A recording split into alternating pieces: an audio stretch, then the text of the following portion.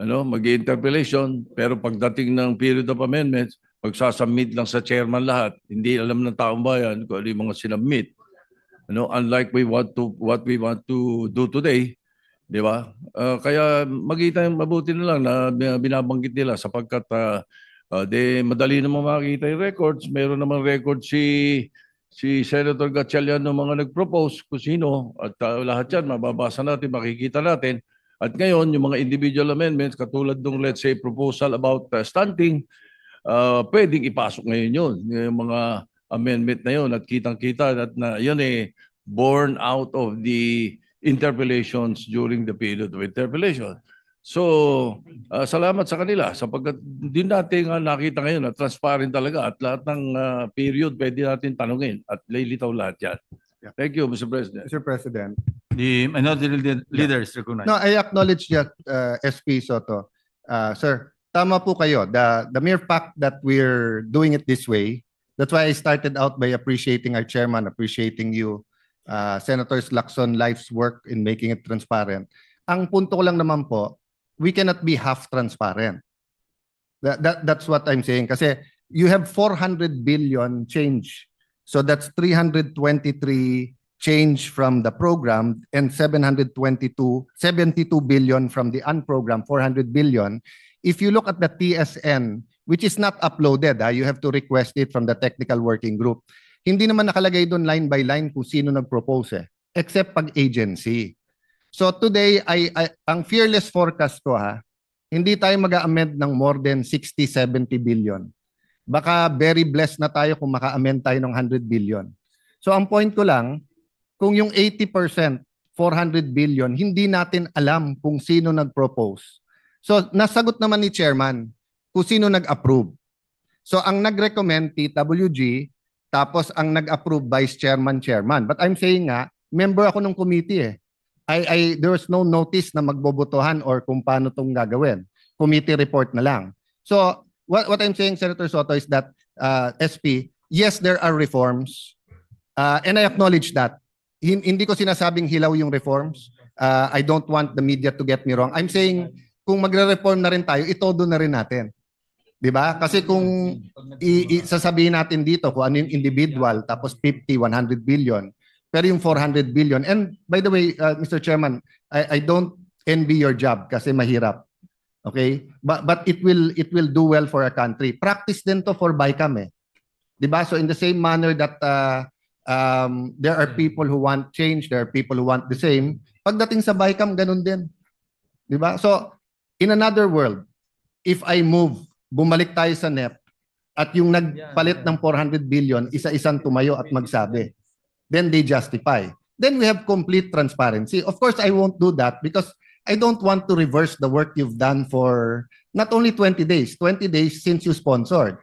But before that, 2 months ka na nag-hearing, di ba? Tama ba? Mga 2 months more or less na nag-hearing. 90 days po. 90 days, so 3 months na nag-hearing, di ba? But I just pointing out that it seems hindi natin tinodo yung transparency if we don't know saan nanggaling 400. And I'm not casting any aspersions here. So meaning, katulad nung tinanong ni former Senate President Escudero, iniisa-isa mo, di ba? Okay. But having said that, SP, pare-pareho din naman tayong senador before. So every budget, we try a little bit of reforms. But now, the environment is perfect, di ba? For totally changing the system. So I'm saying whatever is good for the 10-20% we're going to amend today, it should be good for the 40%, di ba? So for example, when the chairman reviews the TSN, kung kulang doon kung sino yung nag-propose, pwede bang kunin ng technical working group at ilabas doon? Kasi dapat ni isa sa atin walang mahiya sa ating ni-recommend. And halimbawa, ang technical working group, did they accept it only from senators? Or did they also get letters from mayors, from governors, from advocacy groups and everything? I wouldn't mind, So if there's an advocacy group for health, anti-smoking or health sa bakuna na ganito, kulang ng pondo, and that was the basis. Pero dapat transparent. I've said my piece, Mr. President, but I think Senator Joel would like the floor also. With your permission, Mr. President. Senator Joel Villanueva is recognized. Thank you, Mr. President. We just like to put on record, Mr. President, that we support the initiative of the chairman, that everything else will now become part of the individual amendments. But I also wanted to put on record my support to the statements made by Senator Alan Cayetano that when we had our interpellations on the floor, Mr. President, we were thinking that when the vice chair, the chairman himself, for instance, Senator Win, Senator Amy Marcos, when she was sponsoring the budget of DTI, the chairperson and the vice chairpersons actually agreed with a lot of our suggestions and recommendations. But apparently, Mr. President, I am not sure actually if these initiatives that we have introduced during the period of interpellation will become part of the committee amendments. Now, the chairperson is saying that everything else will fall under individual amendments. So ang question ko, Mr. President, process. Because if I heard it right a while ago, after the committee amendments being introduced by the chair, each and every senator, the leadership first or whoever, if it's alphabetical in order, will introduce their individual amendments. But again, let me put on record why I support the statements made by Senator Alan Cayetano, because if it is a committee amendment, chances are talagang mananalo yun. And to support my statements, Mr. President, during the interpellations, the vice chairpersons, including the chairman of the Senate Committee on Finance, actually agreed during the period of interpellation. But if it will not be part of the committee amendments, then it becomes individual amendments. What would happen? Would it be per senator, alphabetical order, etc.? But at the same time, I'm also thinking, is it part of the committee amendments that the chair will introduce right now, Mr. President? Well, since this is a appropriations measure, the committee report is the committee amendments because it amended the general appropriations bill. Yes. So that is the process. And admittedly, during marami hong tayong doon sa plenary debates, marami pong mga gustong madagdagan or mabawasan. That will come now in the form of individual amendments. So Okay. yun po yung... So that's clear, Your Honor, distinguished colleague, Mr. President. But, Mr. President, what are you going to introduce now? Is it your individual amendments or committee amendments, Mr. President? the senators' individual amendments. So you're no longer introducing committee amendments based on what happened during the interpellations. Wala Is na that po, correct? kasi the committee report is the committee amendments. Because this is a... The committee amendments prior to the interpellations on the floor. Yes, correct, correct. Thank you. But we had, Mr. President. if you remember, we also have some briefings that almost 90-day, almost two to 3 months of briefings. So doon pa lang marami na rin ho tayong na Again, thank you, nakuha. Mr. President. Let me close by saying that when we introduce or interpolate the budget of different agencies, the vice chairpersons, the chairman himself agreed in so many ways about our initiatives, our recommendations.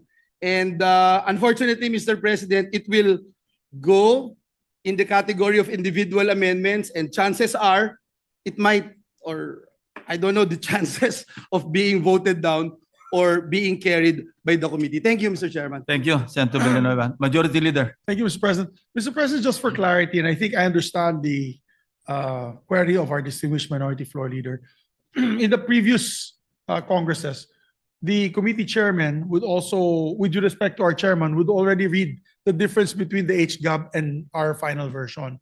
And the difference, of course, would be on the amounts that the committee has amended as committee amendments. Siguro, for clarity, the good chairman will agree. We'll just distinguish the major amendments that he made in the committee report so that we know. I think that also answers the query of the good gentleman from Bulacan, because he might be proposing amendments that are already there. Yes. Is that correct? Yeah, so he might be proposing amendments that are already in the committee report. Maybe I can ask for a minute suspension, Mr. President, so that the chairperson would probably look at his records. Before we suspend, Senator Robin Hood Padilla, may have the floor. Yes, thank you, Mr. President. Before I make the motion to suspend. Maraming salamat po, Ginoong Pangulo.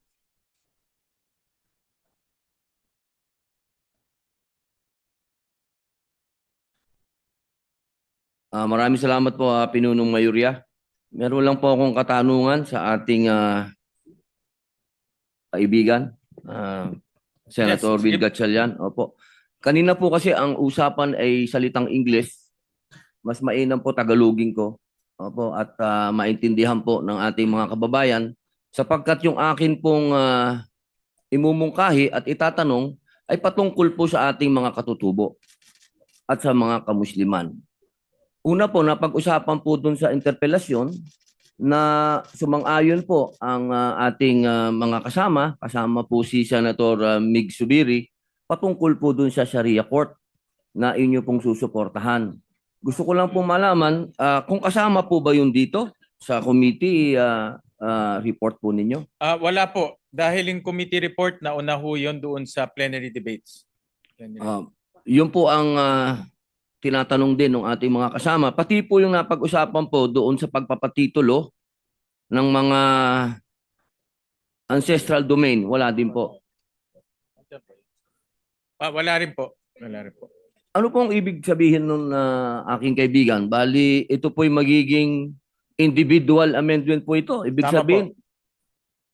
So, pwede pong mangyari na hindi po ito ma-approve.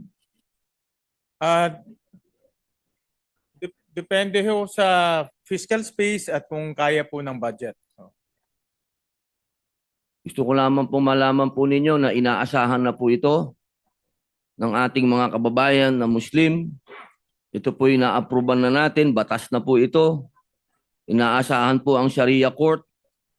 Ganon din po ang mga katutubo na hanggang sa panahon na nandito po sa interpelasyon ni Senator Loren Legarda na sinuportahan po ng ibang senadora katulad po ni Senator Risa Hontiveros na ang pagmimina, ang pagsasamantala po sa ancestral domain ng mga katutubo, nangyayari po yan dahil wala po silang mga titulo.